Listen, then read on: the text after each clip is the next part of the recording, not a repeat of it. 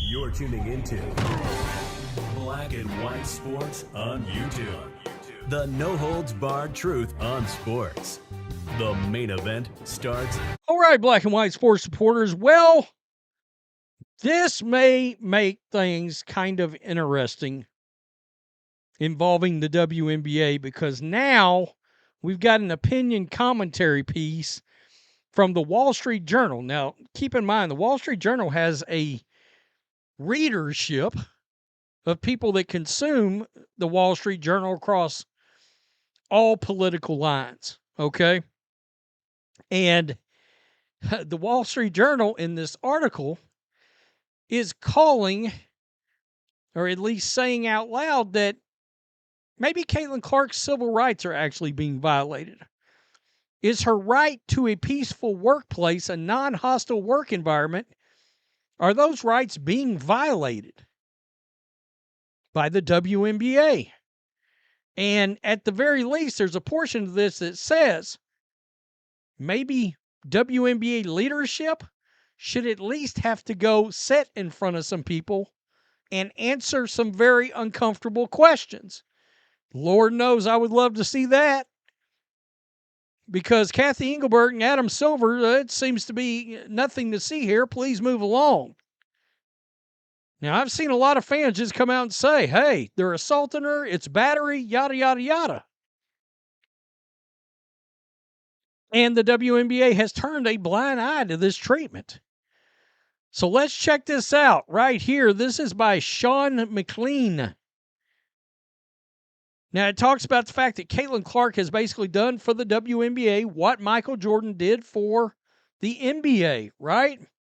Instead of protecting its transformative star, the league's leadership ignores the relentless targeting of Miss Clark, treating its greatest asset as if she were a PR headache. That approach could turn into legal liability for the WNBA. Okay, well, get this. Get this. We're watching this play out. Caitlin Clark's been hurt. We're watching in front of our very eyes how differently these teams are treating the Indiana Fever without Caitlin Clark on the court. I mean, let's just be real. It's been much different. The level of physicality has very obviously ratcheted down. It's been tame. Downright tame. We want to talk about Caitlin Clark's performance. What would her performances be like if it was just basketball games? Everybody's bragging about this 5-game winning streak. That is great. But Caitlin Clark doesn't get to play under these circumstances, where these girls are just going out there and playing basketball. That doesn't get to happen for her. It goes on to talk about what she's done to viewership, league subscriptions, 366%. Engagement on app, 613%. Merchandise sales, 601%. Yet she routinely faces intentional hits, excessive fouling, and uncalled abuse while referees look away. Teammate Sophie Cunningham said what fans already know, quote, the star player of the league is not being protected. Interesting, because you do realize if they call in leadership to ask questions of, they're going to call in some players too. She'd be an interesting one to call in and just have her give her opinion. Miss Clark herself noted, quote, everybody is physical with me. They get away with things others don't. 3 injuries have sidelined her for 10 games and the All-Star game. Ratings plummeted 55%. It goes on to talk about the fact that Asia Wilson said that these kind of things, she said that race is, quote, a huge thing, and it boils my blood when people say it's not about race, because it is. Under civil rights law, race-motivated patterns trigger scrutiny even without explicit discriminatory intent. Systematic missed calls include Viral replays of Clark being fouled multiple times in a single possession. Quote, every single one of them is a foul, analyst Rebecca Lobo said.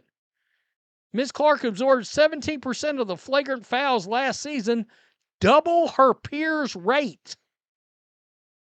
This isn't merely bad officiating, it's dangerous and unequal. She endures blindside checks and mid-air collisions. She plays that trigger reviews in other leagues. She is a flagrant foul away from a career-altering injury. I've been saying that. I mean, she got damn lucky last year. Dejanay Carrington didn't literally put her eyeball out. Let's just be honest. We've said what's going to happen if one of these plays injures her for good. Do you think the networks that are going to give all this media money are just going to stand pat? The league has fostered a hostile workplace for Caitlin Clark through excessive fouling, targeting, and hostile comments from other players and owners. These aren't isolated, they're documented, continuing, and ignored by officials. The disparity in treatment invites real scrutiny. Not a single player has been suspended for flagrantly fouling Miss Clark. Let's scroll down just a little bit here. Miss Clark faces textbook hostile work environments. As the Supreme Court described in Harris versus Forklift Systems 1993, with severe and pervasive conduct altering her conditions, statistical disparities like those she faced prompt federal probes and lawsuits. Uh-oh. The precedent is clear. In Texas Department of Community Affairs versus Burdine in 81, courts outlined disparate treatment under Title VII of the 1964 Civil Rights Act, letting employees allege less favorable treatment than peers due to her race. Wow. Warning investigation without direct animus. That shifts the burden to the employer to prove non-discriminatory motive. Oh, man. I got to tell you. It goes on to talk about Sheila Johnson, the owner of the Mystics. All right, and her comments about being the Time Athlete of the Year. We all remember that. They should all be on the cover. Dick Vitale, quote, pure jealousy. Being left off the 2024 U.S. Olympic roster. Yikes. The administration has shown a willingness to demand change in proposing federal standards barring men from women's NCAA athletics, issuing sweeping Title IX warnings to more than 60 schools, launching a Justice Department anti-Semitism task force. Senator Jim Banks, in a 2024 letter to WNBA Commissioner Cathy Engelbert, demanded answers on Clark's treatment. Congress and the administration should demand answers of the WNBA leaders, investigate officiating and internal league communications, hold hearings, and insist on real reform. Uh-oh. This could get very ugly and very public for the WNBA on a much, much bigger scale. Can you imagine this being televised over Fox News during the day? Cathy Engelbert, Adam Silver having to answer actual questions? The Labor Department should review league protocols for workplace safety. If evidence shows discrimination or retaliation, the Justice Department's Civil Rights Division must act. If leaders remain inert, Congress should reconsider the WNBA's special privileges, including antitrust and broadcast considerations. And I am here to tell you, that is one thing that all sports leagues are terrified of. Is oh no, they start talking antitrust and their special privileges getting taken. They flipped the bleep out.